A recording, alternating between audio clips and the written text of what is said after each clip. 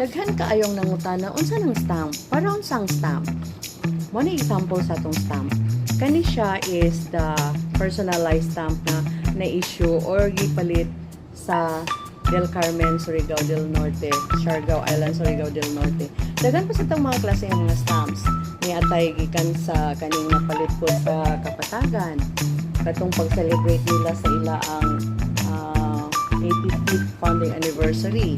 So, ang mga stamps manggod na ay klase-klase nga kanang available na stamps na to katong mint or katong para gamiton pag mail ang philatelic stamps kaning mga inani sa mga commemorative o personalized stamps ug napo tay mga philatelic stamps sa mga collectibles ano siya mga collectibles ang nakatsada ani niya kay at face value pagpalit nimo pag abot sa time mas maka-increase na siya sa iyang value ug dito na dayon ang atong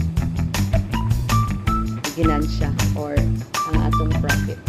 So, be a stamp collector today and be a millionaire tomorrow. Diba?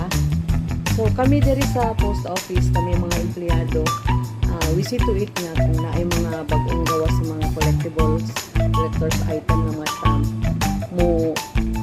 mag-effort yun may nga makakuha may copy kay in the future when we retire puhon maka-raise na taan ng millions o diba tsada kayo mga stamp ug amo lang kung gusto nga kanang mahibalaan po ninyo kung nalipay may nga ipahibalo ninyo nga ang post office lang ang na-mandate na mag-print of stamps no? Walay lain. So, kung magpa-print mong stamps, especially when you apply for the personalized stamps or the commemorative stamps, just contact PhilPost kay kami lang ang na-mandate to do the printing sa mga postage stamps. Daghang salamat. Promise, barato ra diri sa PhilPost.